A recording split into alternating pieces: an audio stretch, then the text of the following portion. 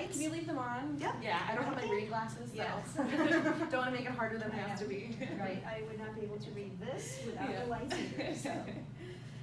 So hello everyone. My name is Stephanie Black, once again, and I'm very excited to be presenting my research on mikvah and how it has been reclaimed as a modern and progressive Jewish ritual. So the first thing that a Jewish community must build when they move to a new location is a mikvah. But before I can explain why, I should explain to you what a mikvah is. In its simplest terms, a mikvah is a Jewish ritual bath. Indoor mikvaot, which is the plural of mikvah, contain tap water and living waters called mayim chayim. Living waters in indoor mikvaot usually include rainwater that is collected from a cistern. This water is purified and cleaned like any normal pool would be, and is heated to body temperature. A person must prepare their mind and their body before entering the mikveh. They follow what are called 7 kavanot, or intentions for immersing. These steps include removing clothes and jewelry and any removable barriers between the body and the water. Additionally, a person will shower, they'll brush their teeth, they'll clean themselves, get ready, and there are also usually short meditations for preparing your mind. So it's a mind-body preparation.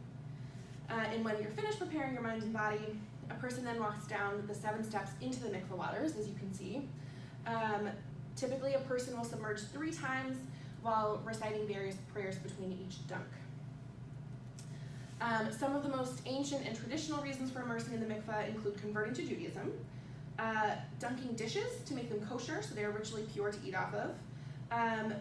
A woman might go before she gets married, and for nidah. What is nidah? So let's backstroke for a minute. The first thing a Jewish community must build is a mikvah. Why is this? One of the most traditional purposes of a mikvah is for what is called nidah. Nidah is the period of time that includes a woman's menstrual cycle and 7 clean days post-menstruation. Traditionally, a married couple will refrain from all intimacy during this time. That can include sex, it can include touching, it can even include sleeping in the same bed.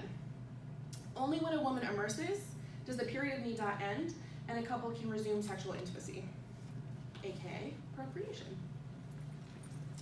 So building a mikvah is of the utmost importance for a community that cares about having children, aka the Jews. But in the 20th century, both nidah and the uses of mikvah began to fall out of favor.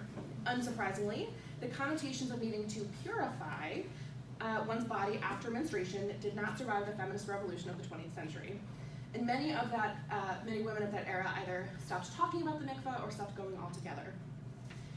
This very private ritual, where those who immerse are required to do so naked, and often in front of a witness, another female witness, who makes sure that she immerses completely to guarantee that the immersion was kosher, became a deeply uncomfortable subject.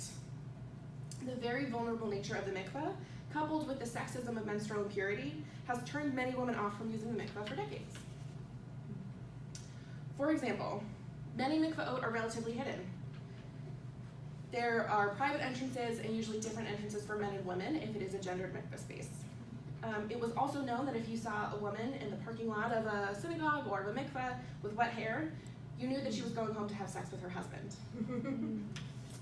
And yet today, there are over 50 progressive community mikvahs across the country and the world, where you can find thousands of forward-thinking feminist women who are happily immersing regularly.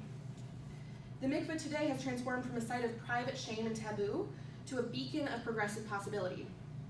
There exist dozens of new creative prayers and rituals for an equally varied numbers of reasons for immersing, in addition to the traditional reasons. Just some of these reasons relating to sexuality include choosing to have an abortion, getting your first period, starting menopause, in the 9th month of pregnancy, infertility, and yes, nidah. These are just the sexuality-related ones. How did we get here? In 2013, sociologist Adam Galinsky and his team coined the term reappropriation to describe the process in which folks from marginalized communities reclaim derogatory terms.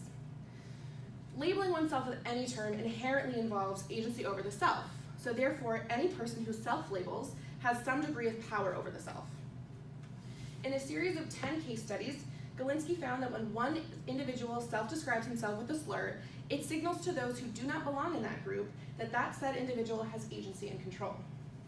It is then assumed that others in that group, who also identify with the slur, also have the agency and control. Thus, this understanding creates shifts in societal hierarchies of power.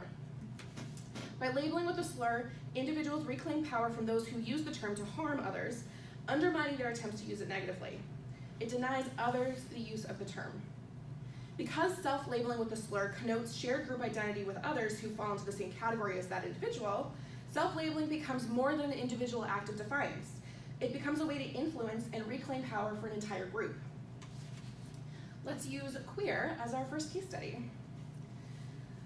First, a person in the LGBT community must self-identify as queer.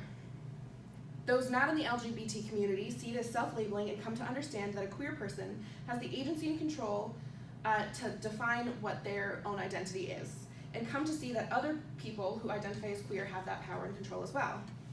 The shifts in the power dynamics between LGBT people who identify as queer and straight people leads to a decreased stigma of both the term queer and those within the queer community. But how does this theory apply to ritual? This is where I make a joke about thanking and being grateful for the Jewish feminists who didn't throw the baby out with the bathwater completely. As I mentioned, there exists a huge network of progressive mikvahot across the country and across the world. This is because that though the ritual of mikvah has not been deliberately derogatory in the sense that calling somebody queer as a slur might be the same, many feminist Jewish women are still aghast to learn that other feminist Jewish women would use the mikvah when it carries so much shame about menstruation and purity. The stigma and taboo around mikvah has been pervasive enough to warn women away and dissuade others from returning.